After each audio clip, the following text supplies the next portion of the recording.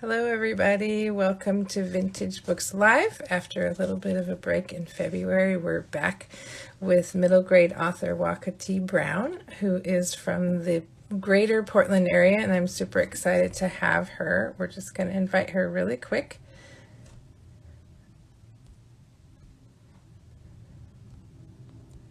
Can get started. Hi there. Hello, how are you? I'm good. So I'm going to start off with my usual spiel, just letting everybody know that I'm going to be turning comments off so that we can see everybody's faces. And then at the end of the interview, we'll turn them back on and so that you can ask any questions that you want to ask. So just be aware of that because we won't see them. Let's turn this off really. Whoops. Sorry about that. Turn off commenting. There we go. So that's just something we do every time just so people know, because otherwise the guest's face gets covered up with all the comments and nobody can see her or him, as the case may be. So tonight we have Waka T. Brown.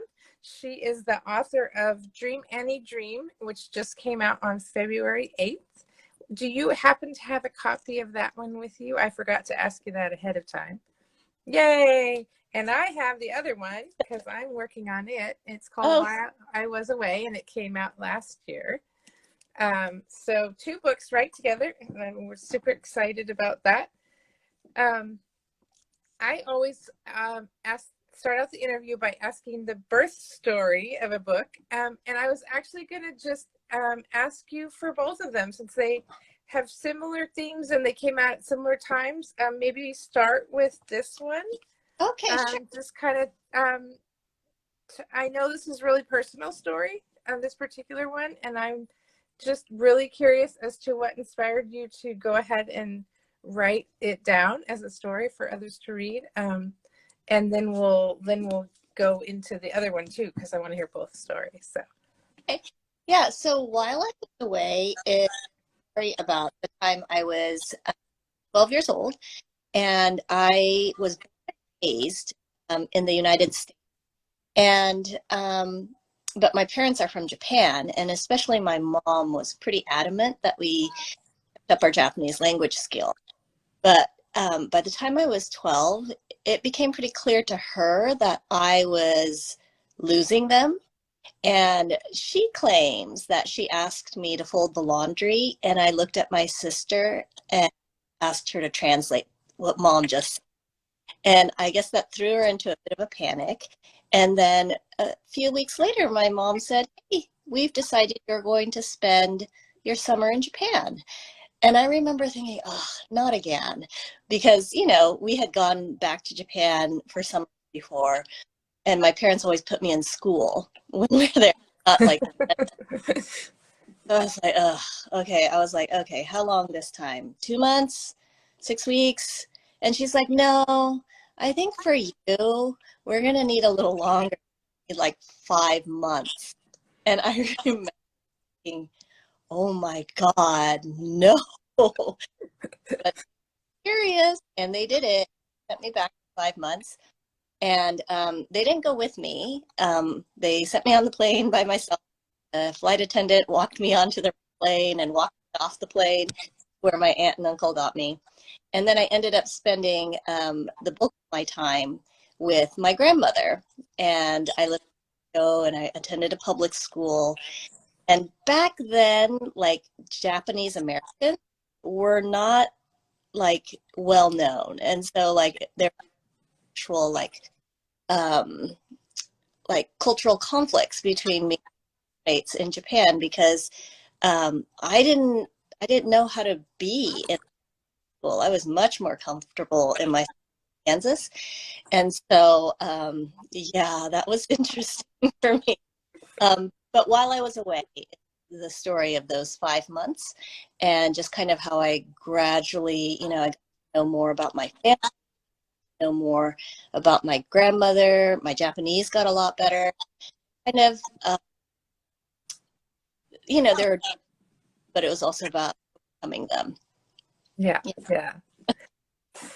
And I'm just curious, so what inspired you to take all of those memories and whatnot and put them in book form?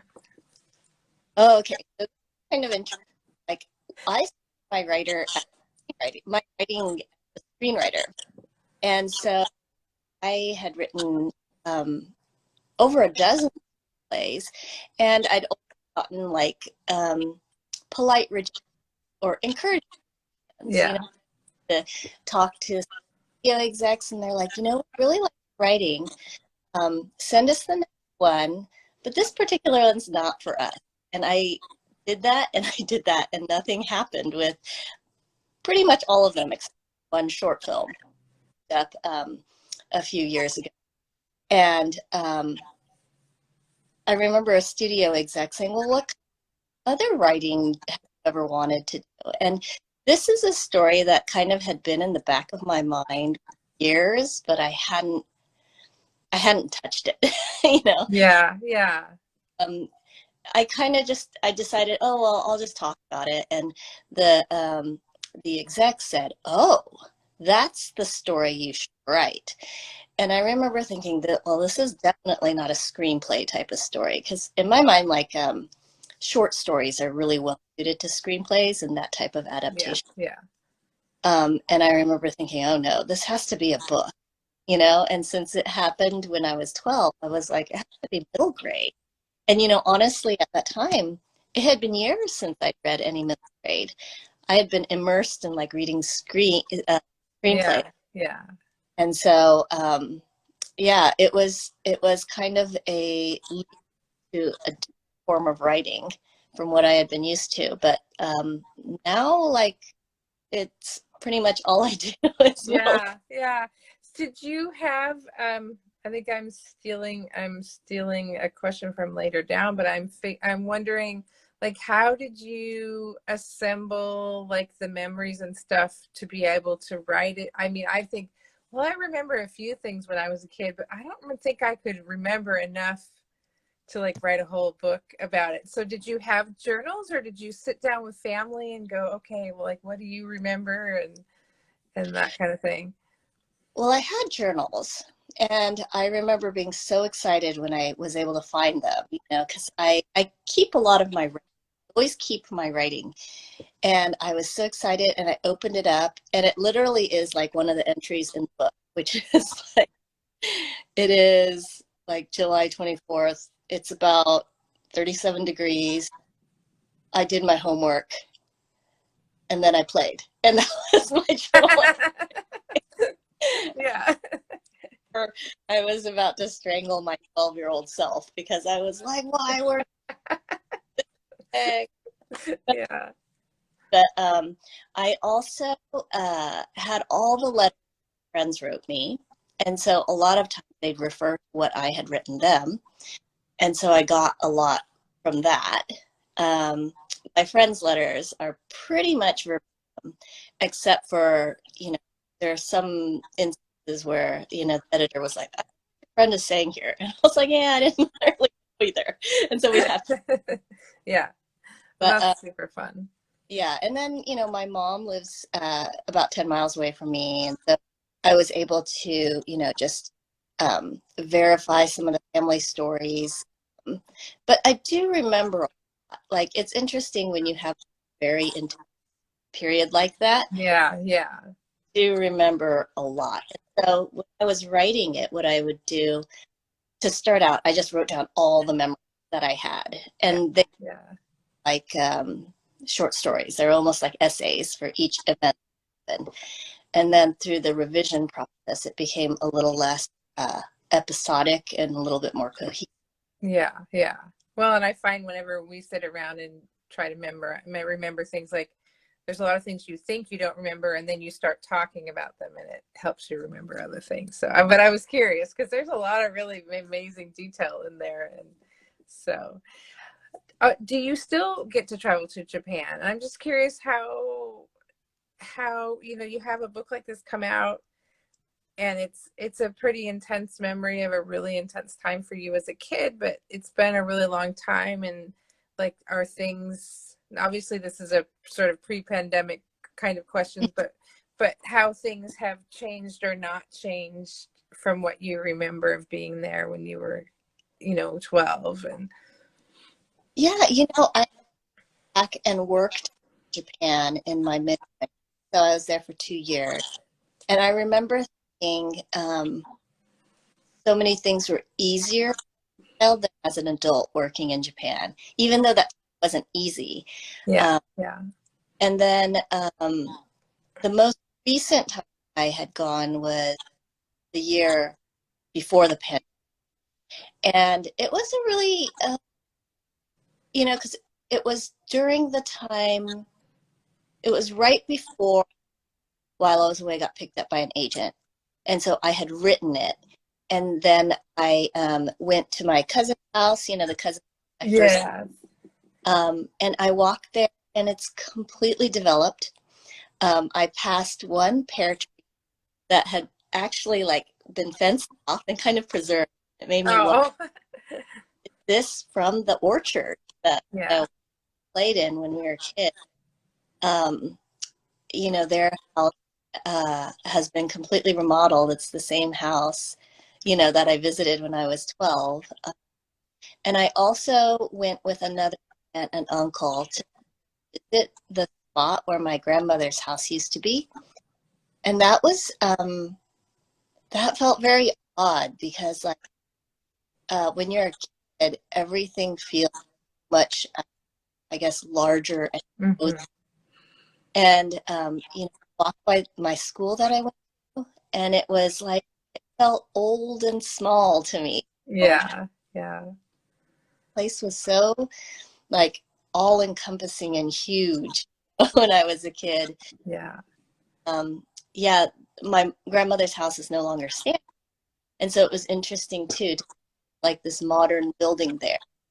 Um, and you know, my aunt and uncle took me on the path that I think we were on the way to school. I didn't remember it. I was like, I don't remember this, but I think it must have changed yeah, yeah, dramatically too. So yeah, yeah. And you don't have those visual cues because everything's changed around it. It doesn't seem the same. And yeah. yeah. So the second book, Dream Annie Dream, which is just out in February, I'm assuming you still, even it is not autobiographical overtly, but I'm guessing that you still drew a lot from your own experiences. And it's, I think, a little harder because it's dealing with some stuff that I know that people are still dealing with today. Mhm. So could you talk a little bit about that book and how that came to be, and just a little bit about the book story? And Yeah. So Dream Any Dream is historical fiction, and but like While I Was Away, it's about a 12-year-old girl, Japanese American, but it's almost like the flip side of the story. It's about a Japanese American experience growing up in 1980s Canada.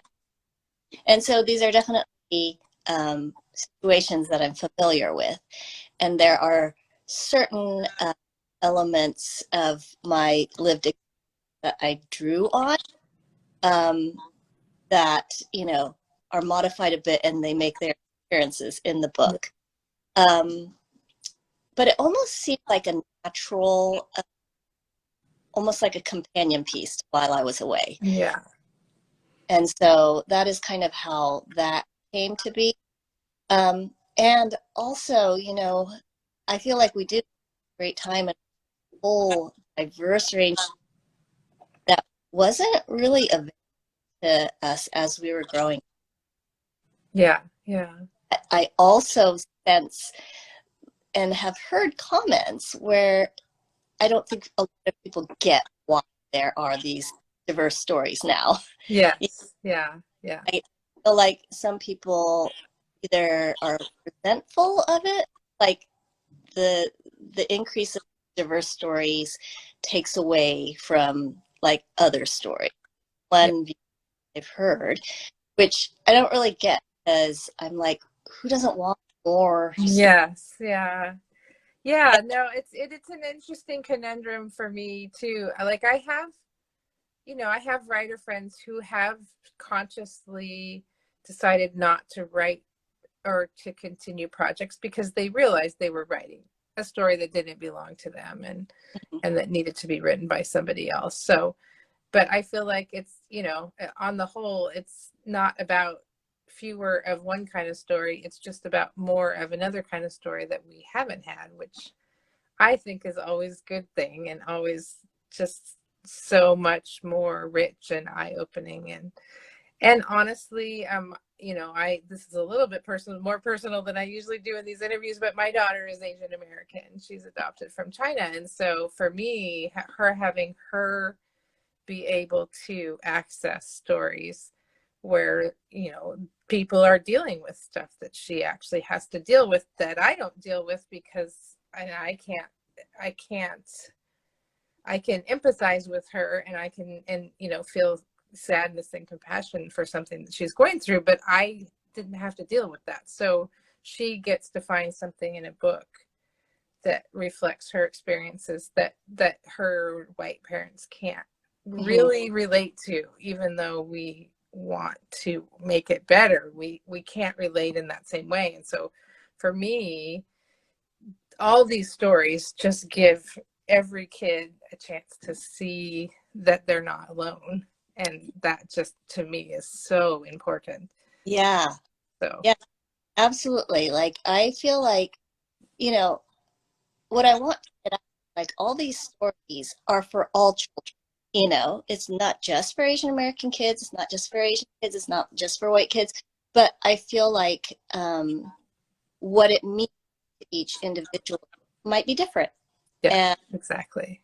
for some kids, it's educational and eye-opening, and maybe alerts them to an experience that they had no idea was happening. And I think that's valuable. Yeah. And then for other kids, it's like realizing that someone has had the same experience that they have, and that they're not, Yes, exactly. right. And so I think, there's actually a book called Minor Feelings by Kathy Park Hong, I believe. And I remember, What was the title again? Minor Feelings. Okay. And Write this down. I actually read it after I had Dream Any Dream. But she talks about a lot of the experiences that I wrote about in Dream Any. I remember thinking, oh my God, it wasn't just me, but, because especially if you're like one of a handful of Asians growing up in a town that's not very diverse, you wonder if anyone else has had that experience too. Yeah. So. Yeah.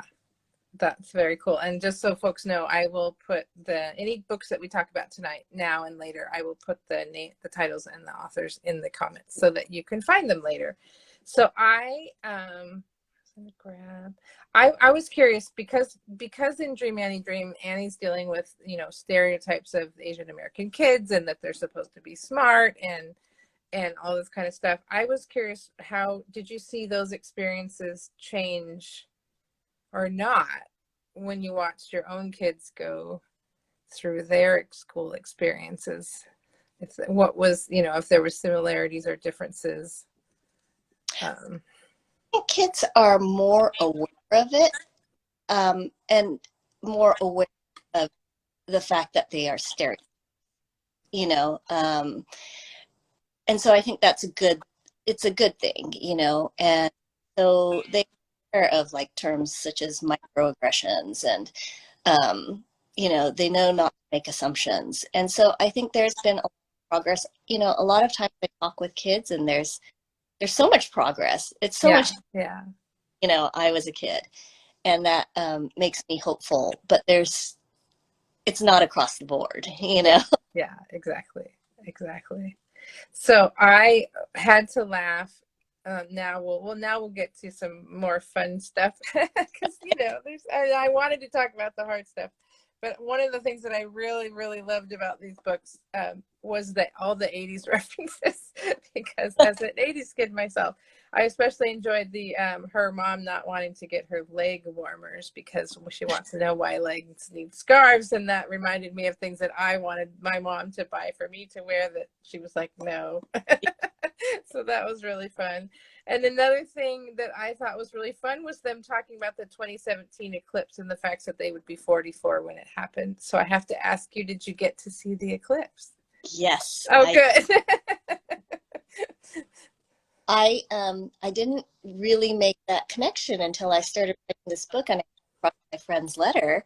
And then I was like, oh my God, it's the year of the eclipse. Like I actually was writing this, starting to write this the year of the eclipse. Oh, that's very fun. So yeah, we made a whole big deal of it. Oh, good.